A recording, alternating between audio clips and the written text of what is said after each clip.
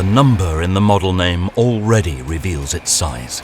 At 61 feet, or 18.6 meters, this header's working width is incredible.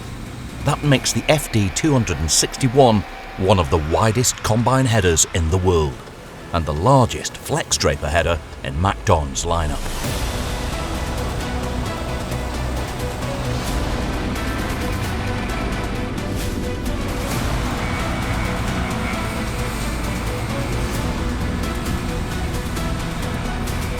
Unbelievable, 18.6 meters of working width. And no, I'm not standing on a 1,000 hectare field in Australia. We're on an arable farm in northern Germany for an exclusive look at MacDon's Draper Giant. You will find all the details in this test drive. Time to get going. It is the first day in the field for Europe's widest header this harvest season. The winter barley on this 65 hectare field is quite a challenge. Centre pivot irrigation helps push average yields to around 10 tonnes per hectare. However, wind and rain have caused extensive lodging. The reel position and the header angle must be adjusted individually by the operator to match the conditions. That takes plenty of experience. In tricky wind conditions, visibility of the outer ends of the header can sometimes be limited. Even with the longest unloading auger in the New Holland range, spacing to the transport vehicle remains tight.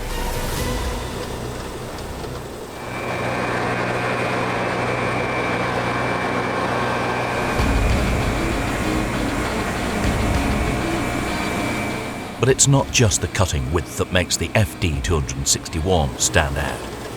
The Draper belt is also impressive, measuring 1.27 meters in width. On high-yield fields like here in northern Germany, there is a lot of straw to move. The Draper belt carries the crop evenly, ears first, to the feeder house.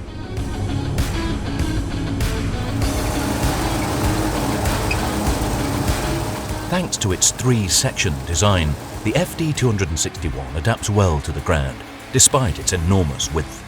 The outer sections offer more than a metre of vertical travel for this purpose. The even cut across the full working width is impressive.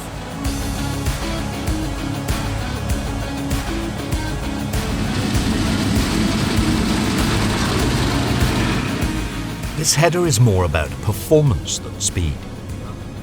We are driving a little more cautiously because of the challenging harvesting conditions in this crop, and out of respect for the massive header. But MacDon also takes a slightly different approach to harvesting with the Draper. The aim is to keep the combine loaded as evenly as possible and fed continuously with crop. The product engineer harvested around 700 hectares with the FD261 during the 2025 season. He says that reaching 100 hectares per day is always possible in fields like this.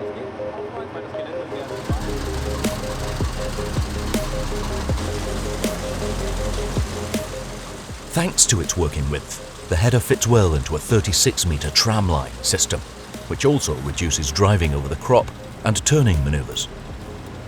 The 61-foot width was developed for controlled traffic systems, which are widely used in Australia. The FD261 has been in use there with customers for several years. It has also already worked through one season in Germany. MacDon quietly tested the Giant during the 2025 harvest.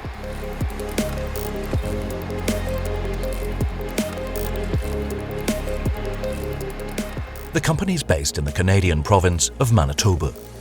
We know the factory in Winnipeg well. MacDon has been building harvesting equipment for more than 75 years and is especially well known for its windrowers and headers. Over the past few years, while recording our documentaries, we've had the chance to see various header series in action. For example, while filming agriculture in South America during the soybean harvest in Brazil, or while filming our feature-length documentary Agriculture in the USA in Montana. You can find the preview trailers in the video description. MacDon has also had its own branch in Germany since 2017.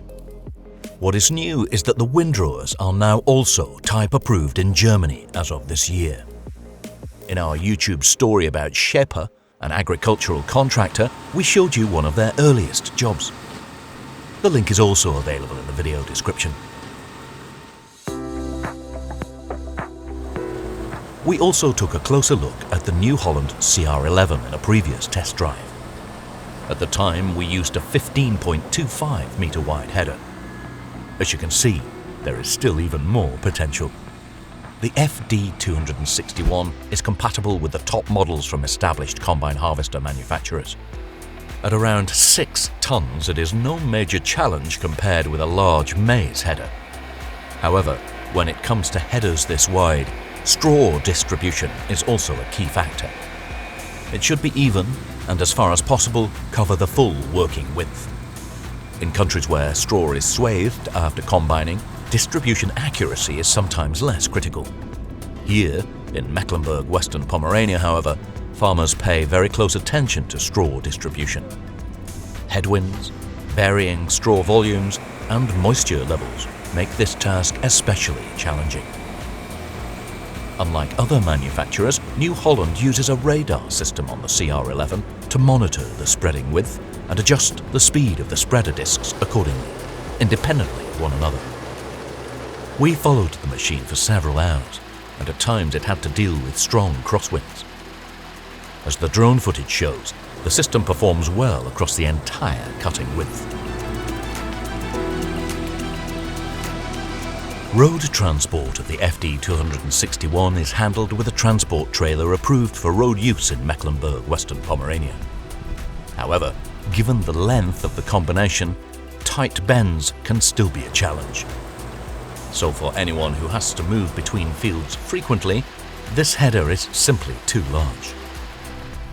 There are currently around 10 manufacturers worldwide offering headers with a width of 50 feet or around 15 meters.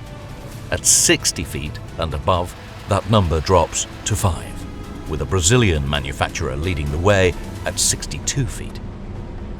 Even in major farming regions with ideal conditions, this working width still commands a lot of respect, so the number of machines in use is correspondingly modest.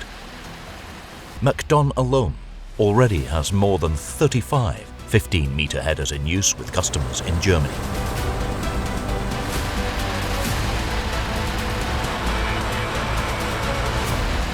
The question is, how much wider can headers still get?